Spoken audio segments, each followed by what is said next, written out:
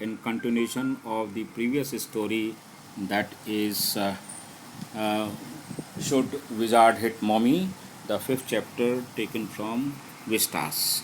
उसको मैं कंटिन्यू कर रहा हूँ. जैसे जो इसमें करेक्टर है, जो मीन्स जॉनी. ये now she is 4 years old. हर father mister Jack is telling story to her.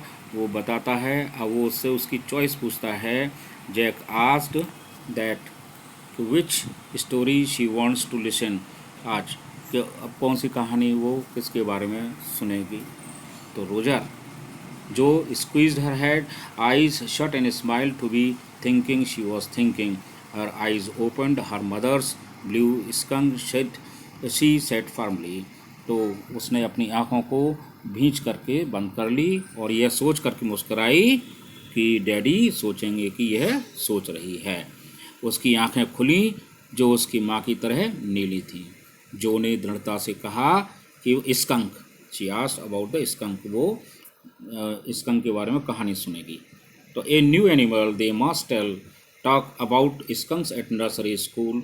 Having a fresh hero momentarily stirred Jack to create that is enthusiasm.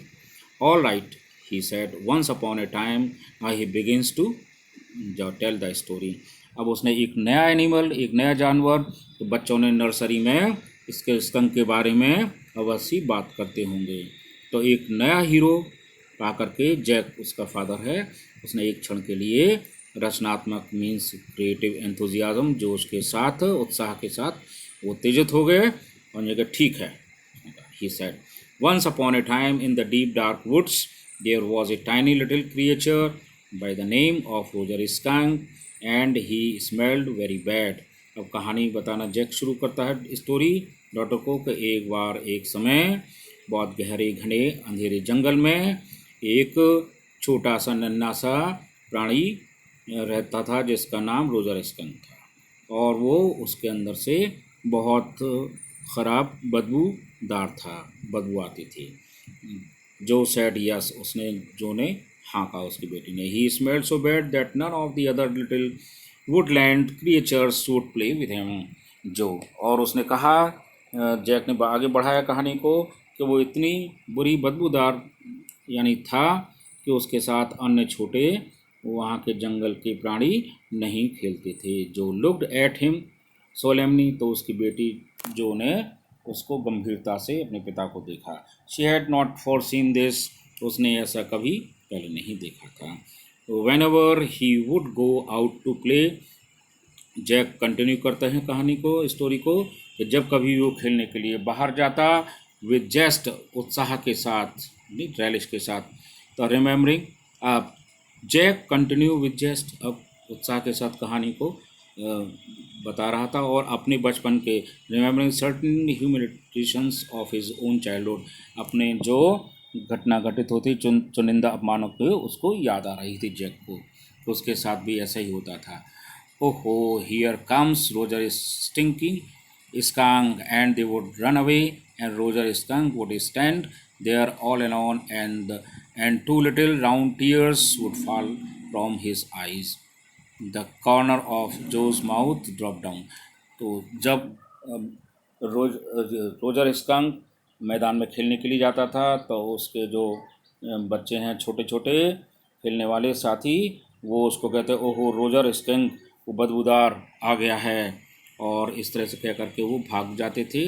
Roger skunk वहाँ पर अकेला ही खड़ा रहता था और उसके आँखों से दो गोल गोल छोटे आंसू गिर पड़ते थे. The corners of Jo's mouth droop down and her lower lip bent forward as he traced with a forefinger along the side of her nose the course of one of Roger skunk's tier.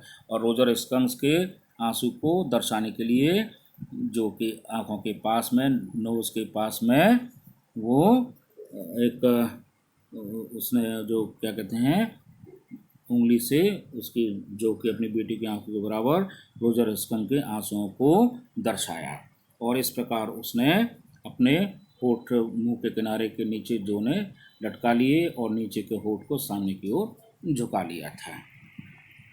तो won't he see the owl, she asked in A high and faintly rough and voice, उसने रूखे और आवाज़ में स्वर में पूछा, क्या वो रोजर स्कंक उल्लू के पास नहीं जाएगा? उसने पूछा ऊंची आवाज़ में। Right, sitting on the bed beside her, Jack felt the covers tug as his her legs switched tensely. तो उसने अपनी बेटी से पूछा, क्योंकि वो बिस्तर के बगल में बैठा हुआ था और जैक ने महसूस किया कि उसके चादर को खिंचता हुआ। इससे ये मालूम पड़ रहा था कि जो अपनी टांगों को परेशानी में हिला रही थी। He was pleased with this moment. इस तरह से, right, he was telling her something true. Jack, उसका पिता बहुत ही कुछ सत्य बात बता रहा था। समथिंग शी मस्ट नो, और इस प्रकार उसे उसकी बेटी को जानी चाहिए। And had no wish to hurry on, और इस प्रकार उसको और आगे कहानी जल्दबाजी में नहीं था, आराम से बताना चाहता था। But downstairs a chair scrapped and he realized he must go down to help Claire, his wife, means mother of Joe, paint the living room wood।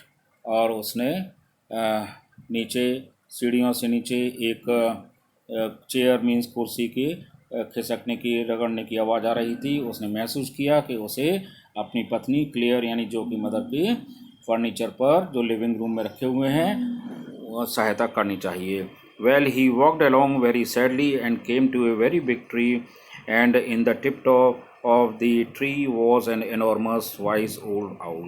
अब वो जो अपनी बेटी को कंटिन्यूस कहानी बता रहा है कि अब वो रोजर स्कंक बहुत दुखी हो गया था, वहाँ से चल दिया वापस और एक बड़े पेड़ के पास पहुँचा, जो कि जिसके उसमें हॉलो पोर्शन में, बहुत बड़े पेड़ के hollow, tiptop means hollow portion tree के, एक बहुत विशाल वृद्ध बुद्धिमान आउल बैठा था। गुड, उसने कहा अच्छा, बाकी नहीं। Mister owl, Roger skunk said, all other little animals run away from me because I smell so bad. So you do? The owl said, very, very bad. What can I do? Roger skunk said, and he cried very hard। Roger skunk ने owl के पास पहुंच करके ये अपनी problem बताई, समस्या बताई कि सभी छोटे छोटे प्राणी जंगल के उससे दूर भागते हैं क्योंकि उसके अंदर से बहुत ही बदबू आती थी। सो यू डू, उसने कहा कि आप कुछ करिए, और आउल ने कहा कि वो हाँ बहुत ख़राब बदबू आती है उसके शरीर से, रोजर स्कंक से, और इस प्रकार वो कह करके रोजर स्कंक रो पड़ा। The wizard, Joe shouted and sat right up, and a little golden book spilled from the bed। अब कहानी सुनते हुए जो जैक की डॉटर है 4 years, द विजार्ड, इस प्रकार विजार्ड जादूगर कहते हुए चिल्ला पड़ी और तन करके बैठ गई, और इस प्रकार जो गोल्डन बुक है, जो सुनहरे रंग की छोटी पुस्तक है, बिस्तर से नीचे गिर गई। Now Jo daddy is telling the story, do you want to tell daddy the story. अब जैक ने अपनी बेटी से पूछा कि जो डैडी कहानी बता रहे हैं ना, और क्या तुम डैडी को कहानी बताना चाहोगी? नो यू मी, उसने कहा, मना किया। उसने कहा कि आप सुनाएंगे। Then lie down and be sleepy, तब उसने सजेस्ट किया अपनी बेटी को कि वो लेट जाए और सो जाए।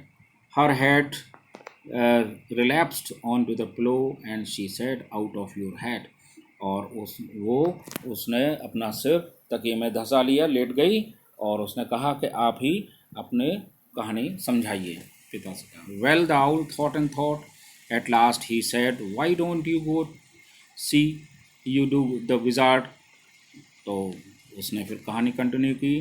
द आउल, वो जो उल्लू है, लगातार सोचता रहा। अंत में उसने कहा कि वो विजार्ड के पास, जादूगर के पास क्यों नहीं जाता है।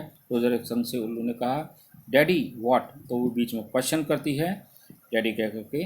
Now she asks the question from her daddy, what, क्या, आर मैजिक स्पेल्स रियल, क्या ये जादुई मंत्र वास्तविक होते हैं। This was a new phase, अब ये एक नई अवस्था थी। Just that this last month, जो पिछले महीने शुरू हुई थी, ये रियलिटी फेज, एक वास्तविक स्थिति।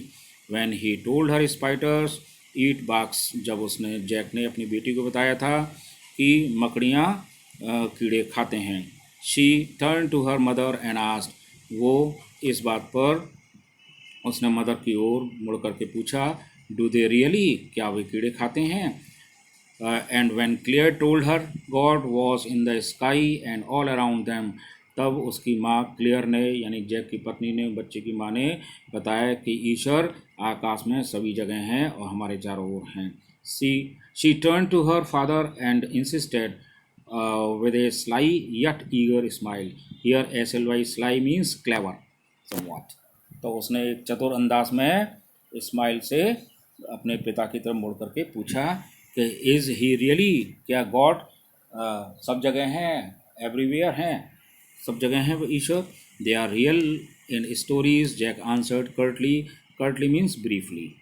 तो जैक ने, उसके पिता ने संक्षिप्त में उत्तर दिया कि ये कहानियों में ये सत्य बताया गया है। She had made him miss a beat in the narrative. इस प्रकार